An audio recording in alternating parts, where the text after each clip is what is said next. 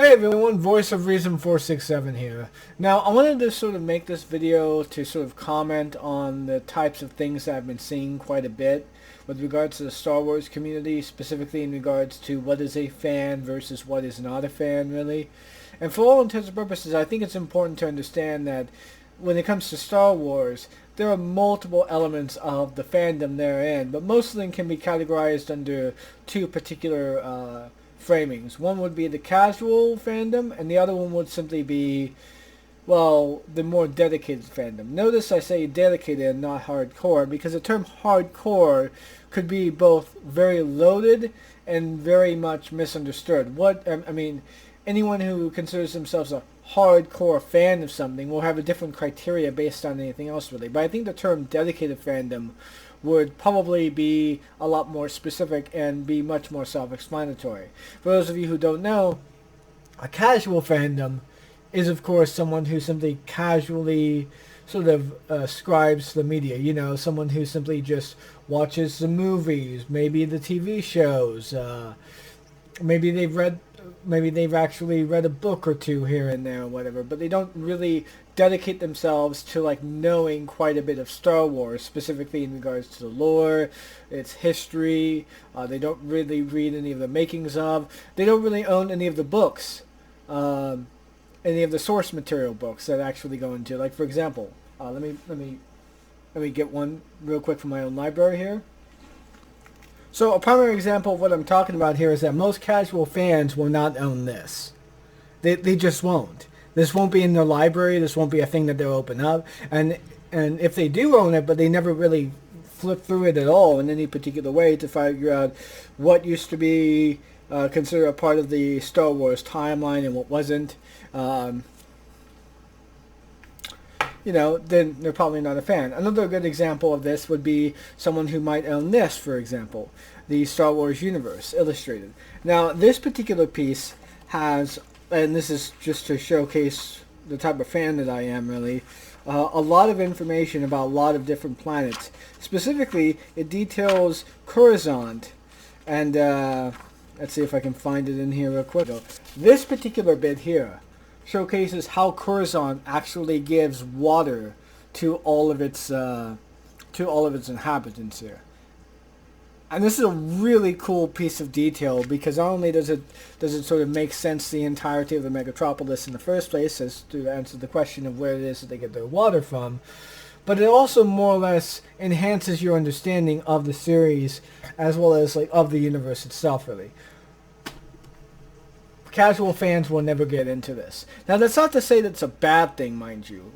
Being a casual fandom is something that we've all been into. I used to be a casual fan at one point in time throughout the entirety of the Star Wars history of learning about things. But as I began delving deeper into the lore, as I began collecting these books, as I began trying to attempt to figure out what the universe is about and whatnot, as well as like trying to figure out how the canon works and how it's sort of a hierarchy between like George's films, the whole secondary canon stuff, as well as like the C canon stuff, as well as like what S canon means.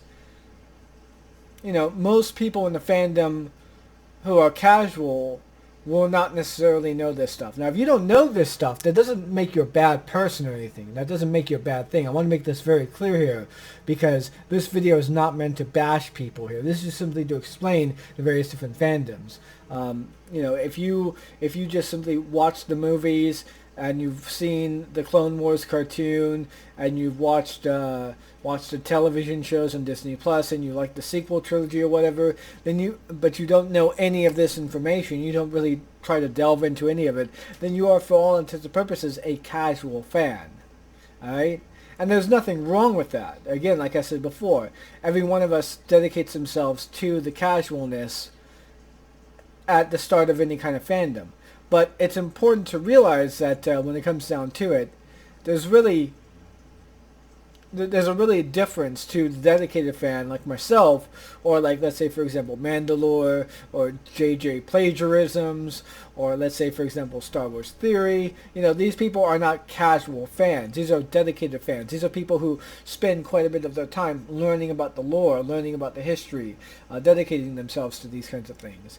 So yeah, but that being said here, I also want to point out something here, is that if you're a casual fan, you are a fan of you're a fan of the popular media of Star Wars. You're not really a fan of Star Wars, the universe itself, the actual living, breathing sort of mythology that encompasses itself as Star Wars, really. Because in a lot of ways, a lot of the lore is dedicated upon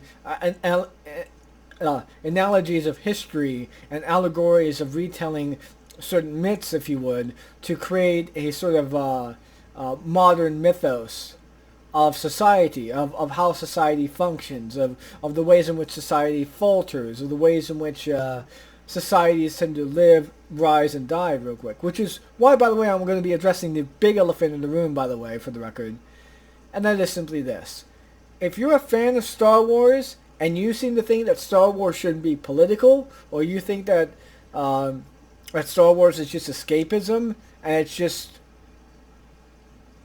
and all of its dedicated entertainment is just towards space battles and space wizards, and you regurgitate the notion that it shouldn't be taken seriously because it's a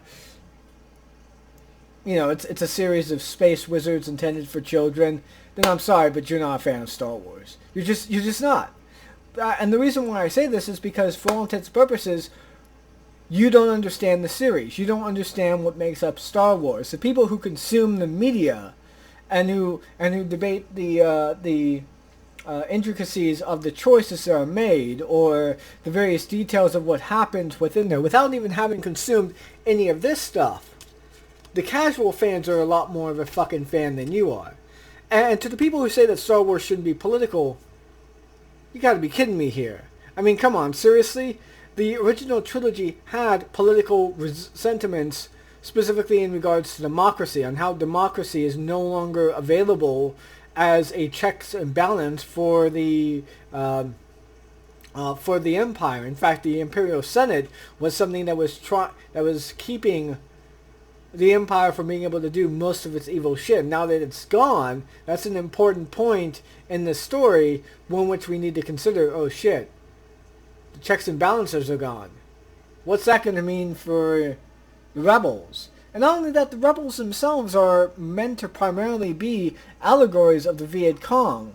You know, they're meant to be statements with regards to these sort of the little guys rising up to fight tyranny, to bring back democracy, to fight the Republic. This is an incredibly political thing or whatever. So if you think that Star Wars shouldn't be about politics, you're out of your fucking mind, really. If you think that Star Wars is not about politics, if Star Wars is not political at all, that should be escapism, then you don't understand Star Wars. You're not a Star Wars fan. Right? Just like the people who say that Star Wars is a silly set of stories and silly set of films intended for children that have space wizards, there's nothing to it at all.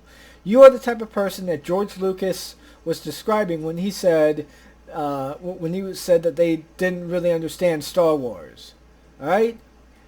So yeah, I just wanted to make that real quick and clear. I wanted to make that point there because I don't think very many people actually understand this.